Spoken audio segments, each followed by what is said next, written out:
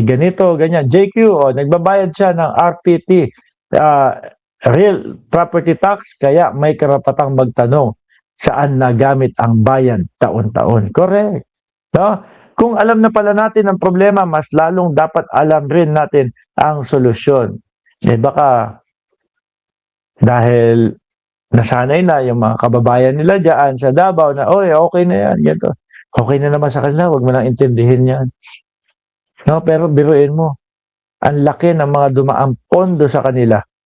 Tapos ngayon, hanggang ngayon, ito, problema pa din mga kababayan. Tuloy natin. Mahaba itong post ni General Torre at meron pong kasamang pagpapakita nung kanyang bahay mismo. Ito. Ayan. Kaya nga, sabi dito, kaya nga tayo gumagastos ng bilyon-bilyong piso sa flood control dahil alam natin may mountain runoff, may malalakas na ulan at may mga lugar na madaling bahain. Ang flood control ay hindi para pigilan ang ulan. No? Ang flood control ay para hindi umabot sa loob ng bahay ng tao ang baha. No? Kaya ang tanong ko ay simple, kung ganito pa rin ang nangyayari, gumagana ba talaga ang sistema? Bilang residente ng Davao City, hindi ako naghahanap ng palusot. Ang hinihingi ko ay resulta, hindi ang dami ng proyekto ang sukatan ng flood control. Ang sukatan ay kung ilang pamilya ang hindi na binabaha. Sa Marikina po, wala nang binabaha, mga kababayan. No? At hindi po bilyon-bilyon ang pondo, ha? Yan daw po, yung mismong bahay ni General Torre doon sa Davao City. Same na same kung ano yung mga nangyayari sa Cainta dati, sa Marikina. Ayan po yung bahay niya. Washing machine, yung rep, tumba, ganyan din po kami, mga kababayan. Nung nag-undoy, ganyan din ho kami. Ganyan ang itsura ng aming bahay, mga kababayan. Di ba? Saan napunta talaga yung pondo? Yun ang tanong ho, mga boss Chief Amo, sir. Sabi ni Chay Chair, salamat po sa mga nag-like. Ilan ba like natin? 874 like. Aba, bakit hindi nyo papaabutin na 1,000 yung like natin, ha? Bakit hindi papaabutin na 1,000? Para naman mas i-share ni YouTube yung ating mga ginagawang content. Ngayon po, pumunta tayo kay Robin Padilla, mga kababayan. Kay Boss Noy Biho, no? Saan ba dito?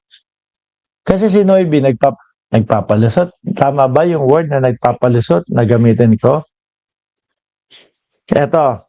Sabi dito, mga bossing, hindi porket prosecution kayo. Ito po ay patungkol doon sa sinasabi niya na sana ang prosecution ay hindi bias.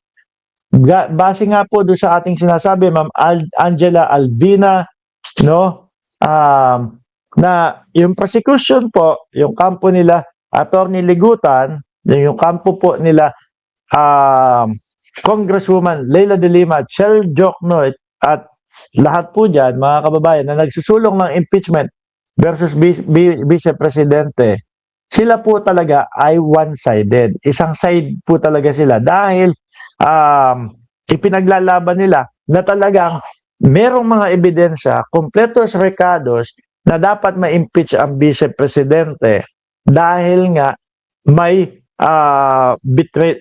betraying of public trust. Merong ginawa na hindi na talo ang bayan. Kadalasan naman po sa lahat, mga boss Chief Amo, sir, prosecution sa side ng meron silang inihahabla. Sa side ng depensa, two-sided din po yan. Magtaka ka kung yung depensa ay pinapainan, binibigyan pa ng ebidensya yung prosecution. Magtaka tayo kung yung prosecution ay halos kinakampihan pa yung depensa. Aba, yun ang baka may luto na nangyayari o baka masabihan sila nabayaran itong ganito. Kaya tingnan mo, imbis na ipaglaban, mas kinakampihan pa. Kayong mga nandyan na senator, judge, no? Kayo yung dapat ang nasa gitna. Yung dalawa, left, right, nandyan talaga sila. Kayo na senador, judge, kayo yung gigitna at makikinig doon sa mga pagpapalitan nila ng kumbaga kung ano yung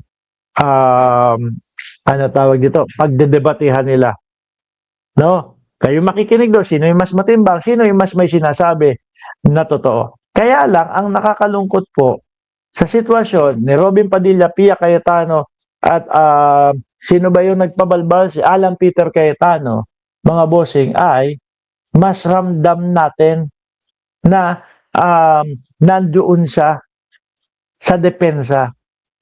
Nakakahiya ho yan, mga bossing, ha? No? Na dapat po, yung mga ganyang senator judge, yaan ang dapat talagang mga nag-i-inhibit. Kasi yung mga yan, wala na yan, hindi na makikinig ng ano yan, ng mga ebidensya. No? Ang aanuhin na lang, susundin na lang yan kung ano yung sinasabi nila simulat sa umpisa pa lang na ibabasura yung impeachment. Biruin mo nga, senator judge siya, nandoon siya, habang nagsasalita si Baste Duterte, sinasabi, ibasura yung impeachment ni Sara Duterte. Nandoon siya, hindi siya sumisigaw, pero nandoon siya.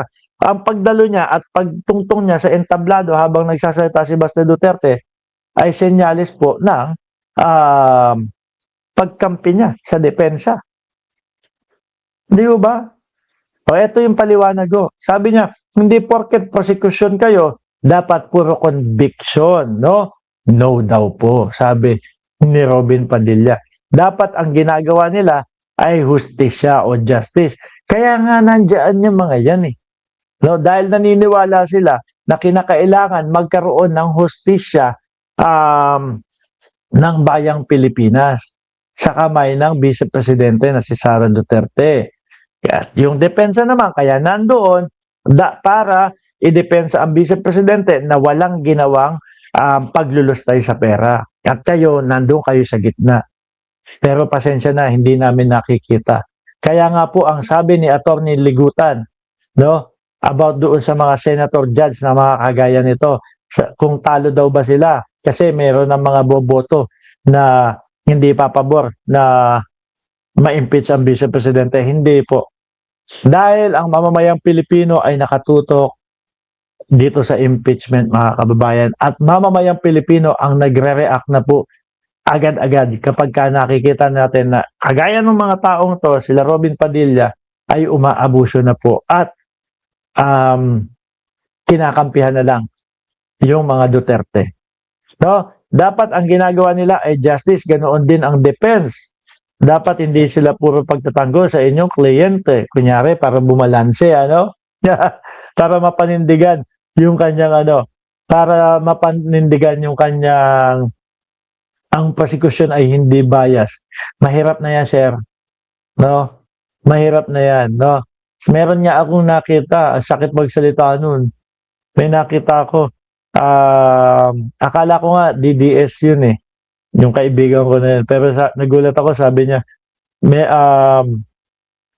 hindi dahilan ang pagiging fob daw, no? O hindi, kumaga, hindi porket senador ka na, ay pwede ka ng parang obob dyan, no? Anyway, mga kababayan, mga boss chief amo, sir, magpapaalam na ako sa inyo, no?